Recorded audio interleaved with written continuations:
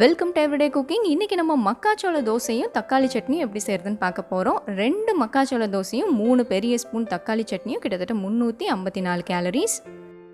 நம்ம முதல்ல பார்க்க போகிறது மக்காச்சோள தோசை. தோசைக்கு ஒரு 2 கப் அளவுக்கு மக்காச்சோளம் எடுத்துக்கலாம். இது ரொம்பவே ஹார்டாக இருக்கும், அதனால் நைட்டே தண்ணி ஊற்றி ஊற வச்சுருங்க. மக்காச்சோளம் மட்டும் இங்கே நைட்லேருந்தே ஊறிட்டுருக்கு. இப்போ ஒரு 2 கப் இட்லி அரிசியும் 3/4 கப் உளுந்தும் எடுத்துக்கலாம்.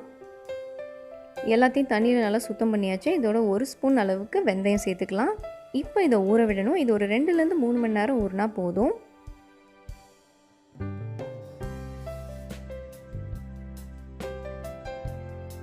எல்லாம் நல்லா ஊறிடுச்சு. இப்போ மக்காச்சோளத்தை முதல்ல அரைச்சிக்கலாம்.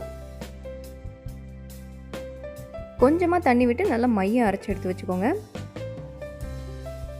இதோ சோளம் நல்லா அரைப்பட்டுருச்சு. இது ஒரு பாத்திரத்துக்கு மாற்றிக்கலாம்.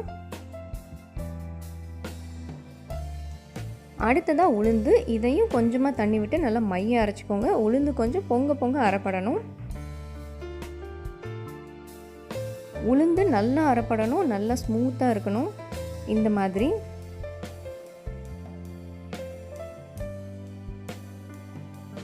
அடுத்ததாக அரிசியும் கொஞ்சம் கொஞ்சமாக தண்ணி விட்டு நல்லா மைய அரைச்சி இதோட சேர்த்துருங்க.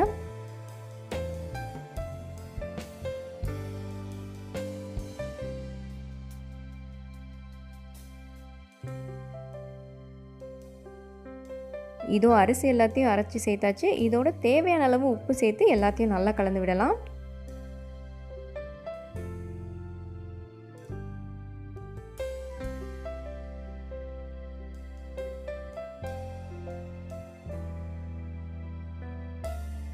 மாவு இந்த மாதிரி இருக்கணும். இதை நம்ம ஒரு 7-8 மணி நேரம் புளிக்கிறதுக்கு விட்டுறணும். நான் நைட்டு ஃபுல்லாக விட்டுட்டேன். இதோ நல்லா பொங்கிருச்சு.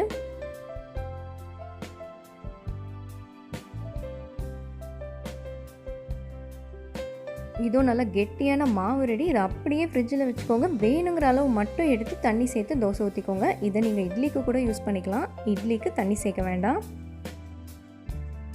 நான் இங்கே ஒரு 3 கரண்டி மாவு மட்டும் எடுத்துக்கிறேன். இதில் தேவையான அளவு தண்ணி விட்டுக்கணும்.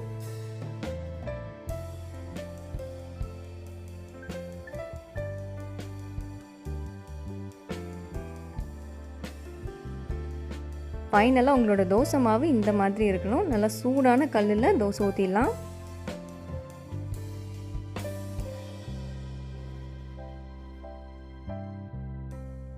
தேவையான அளவு எண்ணெய் விட்டுக்கோங்க.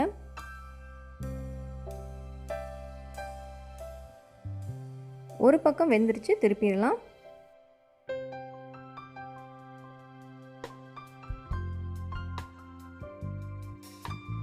ஸோ இதோ நம்மளோட மொறு சோள தோசை ரெடி. இதுக்கு தொட்டுக்கிறதுக்கு நம்ம இன்றைக்கி தக்காளி சட்னி செய்ய போகிறோம். தக்காளி சட்னிக்கு பாத்திரத்தில் கொஞ்சமாக எண்ணெய் விட்டுக்கோங்க. இதில் 1 ஸ்பூன் அளவுக்கு உளுந்து சேர்த்துக்கலாம். உளுந்து நல்லா வறுபடணும், நல்லா கலர் மாதிரி வரணும்.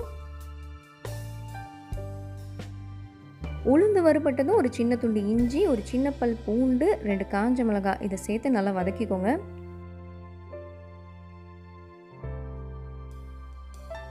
ஒரு 2 நிமிஷம் இதை வதக்கிட்டு நறுக்குன்னு ஒரு பெரிய சைஸ் பெரிய வெங்காயம் சேருங்க. வெங்காயம் கொஞ்சம் சின்னதாக இருந்தால் 2 சேர்த்துக்கோங்க.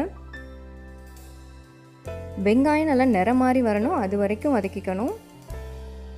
இதோ வெங்காயம் நல்லா வதங்கிருச்சு. இப்போ ஒரு 2 தக்காளியை சின்ன சின்னதாக நறுக்கி சேர்த்துருங்க. இதோட உப்பையும் சேர்த்து வதக்க ஆரம்பிங்க. தக்காளி நல்லா மசிகிற வரைக்கும் வதக்கிக்கோங்க. அப்போ தான் சட்னி நல்லா டேஸ்ட்டாக இருக்கும். இதோ தக்காளி நல்லா வதங்கிருச்சு. இதை ஆற விட்டுட்டு மிக்ஸி ஜாருக்கு மாற்றிக்கலாம்.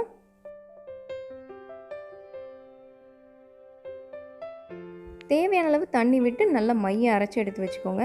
இதோ நம்மளோட சட்னி ரெடி.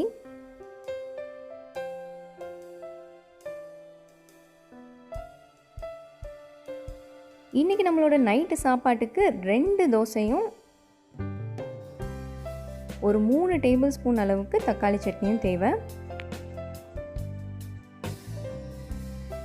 இந்த 2 மக்காச்சோள தோசையில் 7.7 கிராம் ப்ரோட்டீனும் 11.1 கிராம் ஃபேட்டும் 46.2 கிராம் கார்போஹைட்ரேட்டும் 3.8 கிராம் ஃபைபரும் இருக்குது.